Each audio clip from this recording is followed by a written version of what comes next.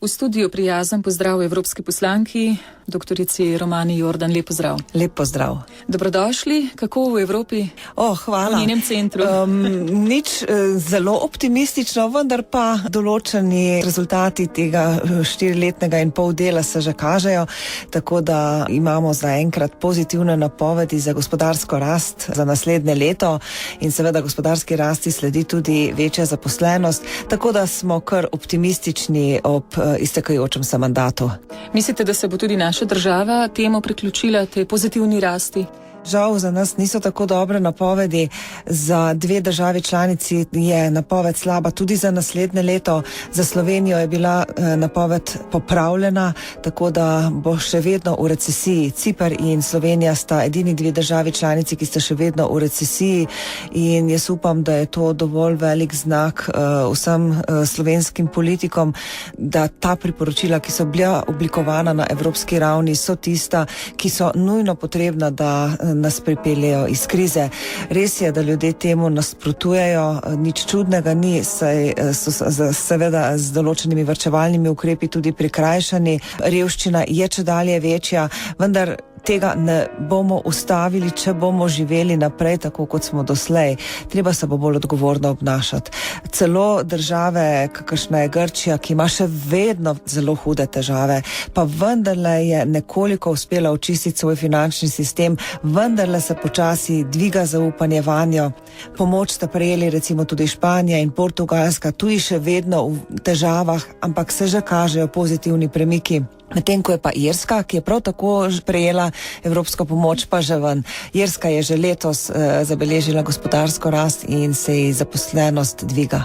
Stopamo v hladne dni, upam, da ne tako po razpoloženjih, da bomo dobro voljo ohranili, ampak treba se bo ogrevati, zato morda spregovoriva še o aktualnosti glede plinskega terminala. Slovenija bo morala tu sprejeti določene stvari. Zagotovo mislite na vroč plinski terminal v Žavljah.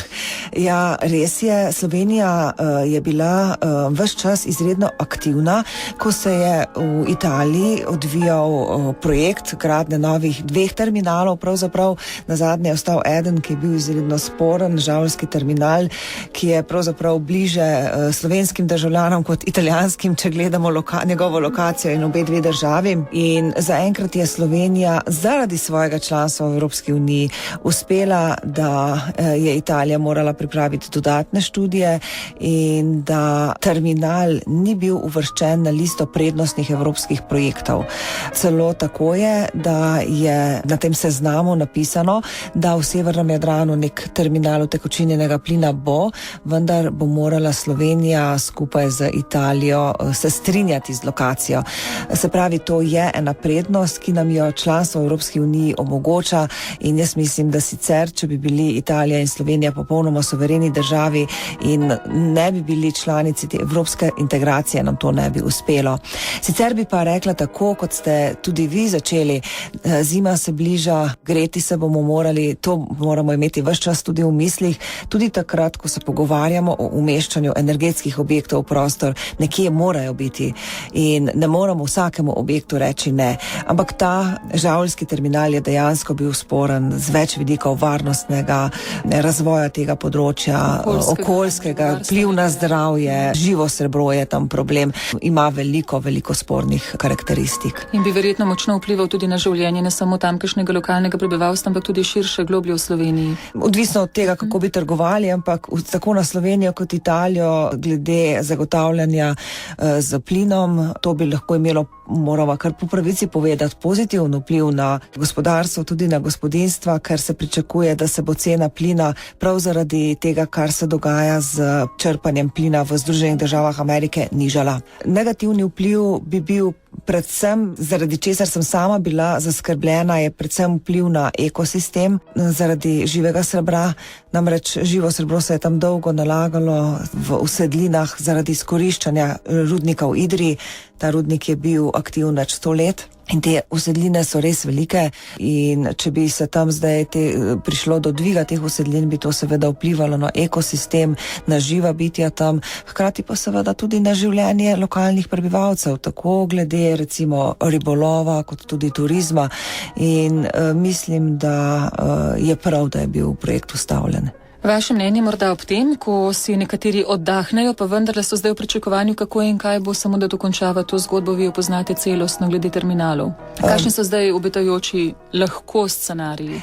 No, vdahniti si ne smemo. Ves čas moramo, jaz bi temu rekla, sodelovati z sosednjimi državami, kajti tudi kadar bomo mi imeli v načrtu nek objekt s potencialnim čezmejnim vplivom, bomo morali na ta način tudi seveda sodelovati s svojimi sosednjimi prijateljskimi državami. Pri tem projektu je pa tako, da je zdaj sicer v veliki meri Italija tu suverena, neodvisna država, sama se bo odločila, kje bi bila nadomestna lokacija, ali bo šla v projekt na novi lokaciji, seveda pa se bo morala Slovenija s to lokacijo strinjati. Ves čas bodo morala biti slovenska ministrstva pazljiva, aktivna, paziti, kaj se dogaja tudi onstran naših meja. Doktorica Romana Jordan, imamo državljana Evrope. Smo ga že imeli in ga imamo tudi letos. Ja, to je res lepa zgodba.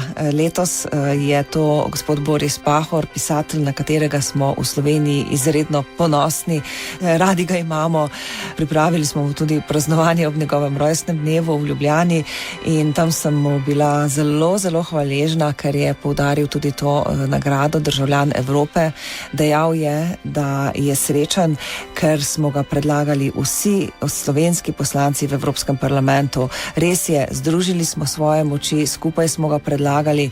To povezovalnost je gospod Pahor znal zelo ceniti in jo je poudaril tako na praznovanju v Sloveniji kot v Bruslu. Res sem mu zelo hvaležna za to, da je videl ta vidik in ga tudi znal poudariti. Bi pa rekla še nekaj, da to ni prvi državljan Evrope, ki ga imamo v Sloveniji. Lani je dobil enak naziv gospod dr. Lovro Šturm, tudi na njega smo zelo ponosni in veseli, da nam je to uspelo. Tudi pri njem je prišlo do podpore, ki je presegala levo-desno, vendar ne tako močne. Namreč podprli smo ga vsi slovenski poslanci iz Evropske ljudske stranke, gospa Zofija Macej Kukovič, dr. Milan Zver, gospod Lojze Peterle. Smo bili pa veseli, da se nam je pridružil tudi gospod Ivo Vajgl.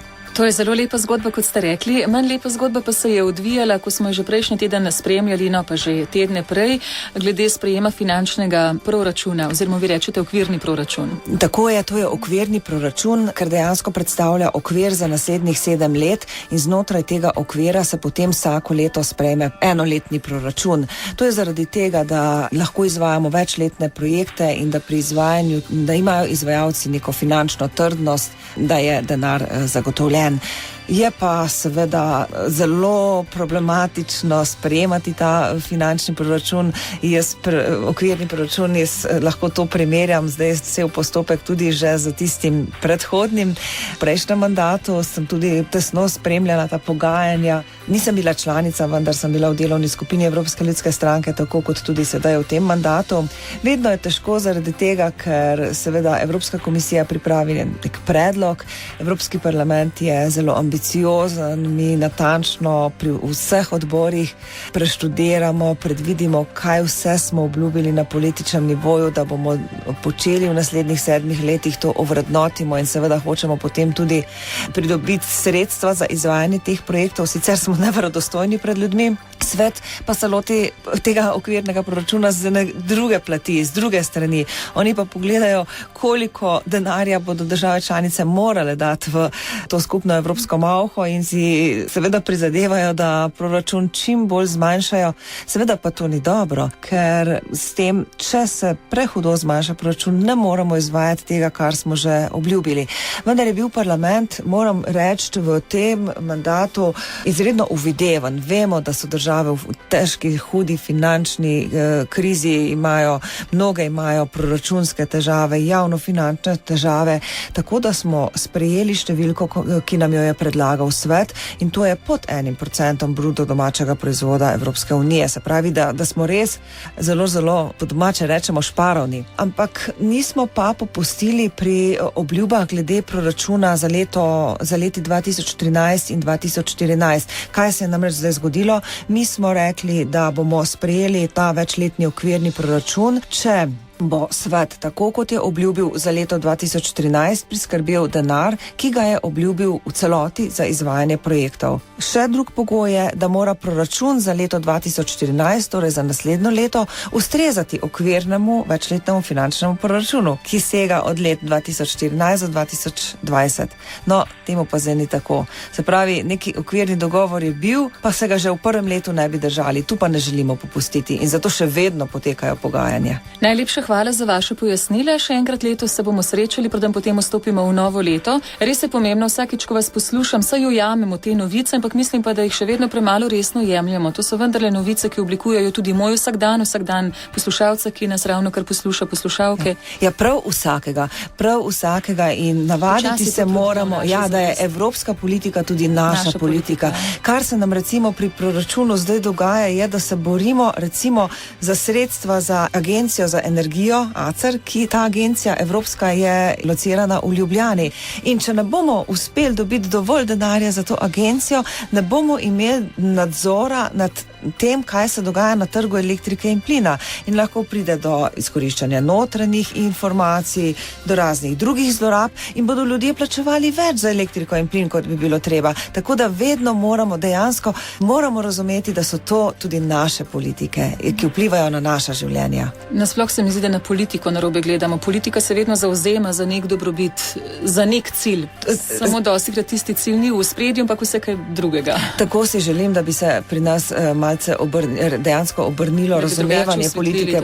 Politiziranje ni politika. Politika je področje, ki se ukvarja z ustvarjanjem dobrih pogojev za življenje ljudi. Najlepša hvala za pojasnile tudi za tale obstranski klepete v sklepu, doktorica Romana Jordan. Srečno, vse dobro, zdaj vstopate, prihajate v zelo prijetne tedne, tudi v Strasbourgu vemo, da se lučke prižgo, vse zadiši. Verjetno se tudi vi zelo veselite.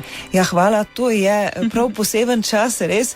Ampak odkar sem v Evropskem parlamentu, ga nekako ne morem doživljati tako v miru, kot bi ga naj doživljali ljudje, ko bi se naj poglobili vase, ko bi naj razmišljali, ko bi se naj bolj posvetili družini, ampak vsak ima svojo službo, morajo jemati resno in potem pač v času, ko smo doma, ko smo lahko z družino, nadoknadimo to in jaz tudi vsem poslušalcem Radia Ognjišče želim, da bi uspeli kljub tej težki pesimistični situaciji zaživeti te praznike z nekim notranjim mirom. Saj v srču njih se pa znova srečava. Hvala za pogovor. Hvala.